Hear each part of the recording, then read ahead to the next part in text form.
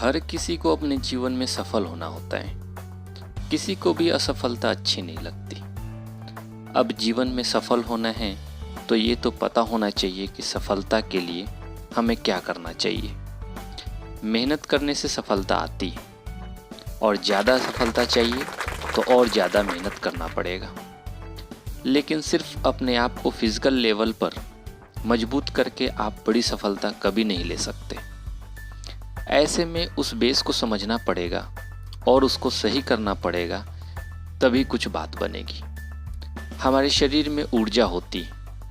इसी ऊर्जा के कारण हम जीवन के सारे काम कर पाते हैं। जीवन के दो लेयर्स होते हैं, पहला फिजिकल लेयर और दूसरा नॉन फिजिकल लेयर।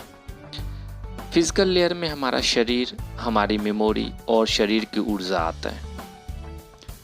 अपने जीवन को शानदार बनाने के लिए इन तीनों को समझना बहुत जरूरी है। इन तीनों पर कंट्रोल जितना बढ़ता जाएगा, जीवन उतना अच्छा होता जाता है। शरीर और दिमाग कंप्यूटर के हार्डवेयर और सॉफ्टवेयर की तरह होते हैं।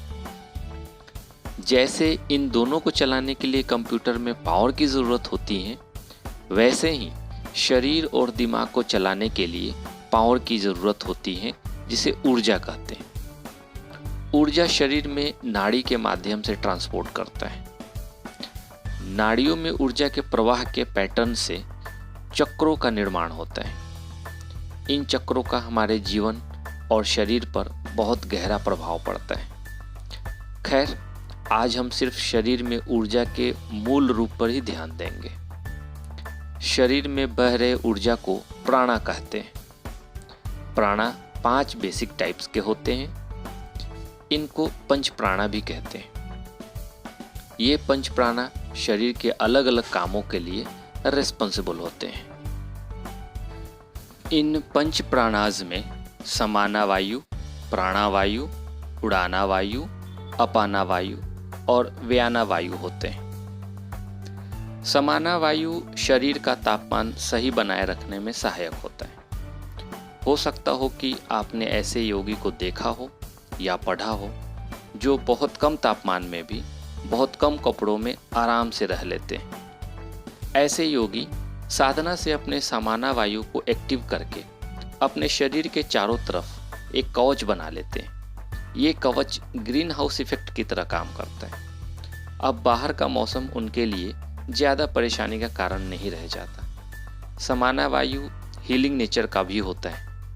जिस इंसान में समाना वायु एक्टिव होता है, उनके पास रहने मात्र से सुकून का एहसास होता है। शरीर में खाना सही से नहीं पचता है तो शरीर और दिमाग के काम करने की क्षमता घट जाती है। शरीर में आलस आ जाता है और धीरे धीरे शरीर बीमार पड़ने लगता है।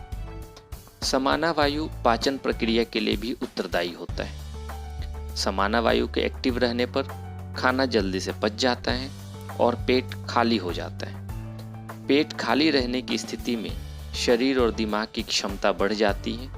कोई भी काम हो, उसका आउटपुट बढ़ जाता है। प्राणा वायु पंच प्राणा का दूसरा भाग है। यह हमारे श्वसन प्रक्रिया को संभालता है। श्वसन प्रक्रिया कितना इम्पोर्टेंट है, ये तो हम सबको पता ही है। असल में आजकल सांस को हम जीवन का आधार मान लिए और सही मायने में ऐसा है भी, लेकिन जितना हम सोचते हैं इसका स्केल उससे बहुत ज़्यादा है। सांस वह माध्यम है जिससे हमारे शरीर में प्राण का प्रवाह होता है। सांस और हमारे सोच में बहुत समानता है।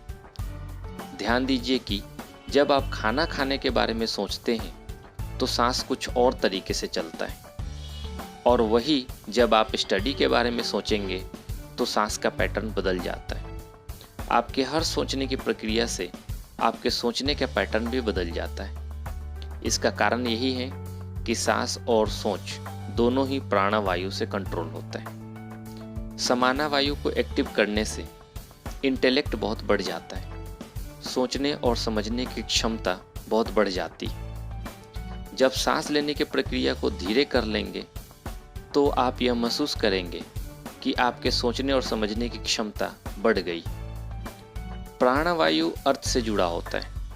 ब्रह्मांड में सिर्फ अर्थ ही एक ऐसा प्लेनेट है जहाँ सांस लेने के लिए वायुमंडल मौजूद है। जब यहाँ सांस ले सकते हैं तो सोचने और समझने की क्षमता भी मात्र इसी प्लेनेट पे है।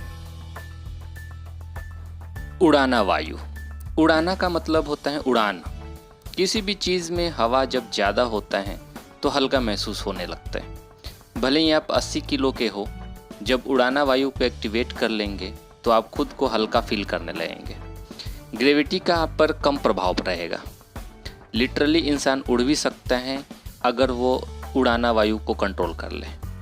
चाइना में आज भी कई उड़ाना स्कूल्स हैं।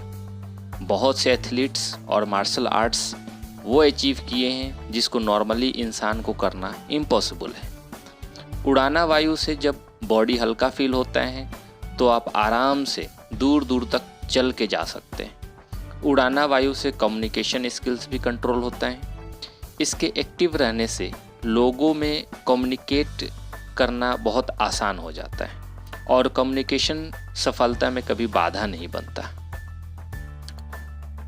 पंच प्राण का अगला और चौथा प्रकार अपाना वायु होता है। हमारे शरीर में शुद्धिकरण प्रक्रिया बहुत ज़रूरी है। शरीर शुद्धिकरण के लिए हमारे शरीर में बॉडी प्यूरिफिकेशन सिस्टम बना है।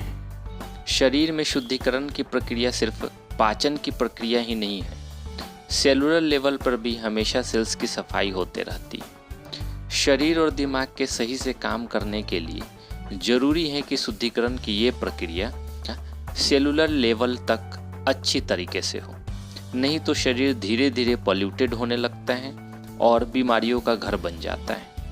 अपाना वायु शरीर के शुद्धिकरण प्रक्रिया और सेंसरी फंक्शंस को नियंत्रित करता है। अगर शरीर का शुद्धिकरण सही रहेगा तो सेंसरी प्रोसेस अपने आप सही रहेगा। सभी पांचों सेंस ऑर्गन्स की इफिशिएंसी बढ़ जाएगा। योग में शरीर के शुद्धिकरण पर इसलिए ज़्यादा ध्यान दिया जाता है। पंच प्राणा का पांचवा और अंतिम प्रकार व्याना वायु कहलाता है। व्याना वायु शरीर में उपस्थित करोड़ों सेल्स को एक साथ बांधने का काम करता है। व्याना वायु पर मास्टरी होने से आप इस शरीर से कैसे जुड़े हैं आसानी से समझ सकते हैं। शरीर पर कंट्रोल रहने लगता है और आप बस शरीर के गुलाम नहीं रह जाते। अपनी मर्जी से जब चाहे शरीर छोड़ सकते हैं। बहुत से योगी जब शरीर छोड़ देते हैं तब भी उनका शरीर जल्दी से डिके नहीं होता। इसका कारण यही होता है कि शरीर छोड़ने से पहले उसमें व्याना वायु का कुछ अंश छोड़ देते हैं जो शरीर को जल्दी डिके नहीं होने देता। वैसे तो प्राण का शरीर में बहुत व्यापक कार्य होता है, लेकिन मूल रूप से प्राण शरीर में ऐसे ही काम करता है। प्राण के काम करने के बेसिक मॉडल को समझकर जीवन को आसानी से समझा जा सकता है। हर प्राण शरीर को अलग अलग तरीके से प्रभावित करता है। तो ये था शरीर में ऊर्जा का रहस्य। आशा है ये वीडियो को देखने से आप अपने शरीर को बेहतर तरीके से समझ सकेंगे। वीडियो को ज़्यादा से ज़्यादा शेयर करें और कमेंट बॉक्स में ज़रूर लिखें कि ये वीडियो आपको कैसा लगा। मिलते हैं अगले वीडियो में, तब तक के लिए जय हिंद, नमस्कार।